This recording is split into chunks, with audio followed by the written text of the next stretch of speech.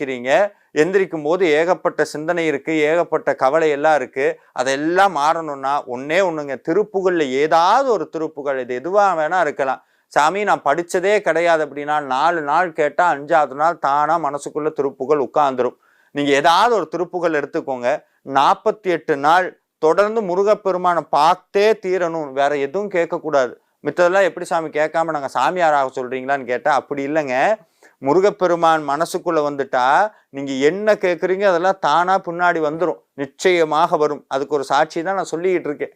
நீங்க ஏதாவது ஒரு திருப்புகளை தினமும் காலையில எந்திரிச்சு முருகனை நினைத்து மனசார அதை பாடணும் அப்படின்னா நிச்சயமாக முருகப்பெருமான் கனவுல வருவார்.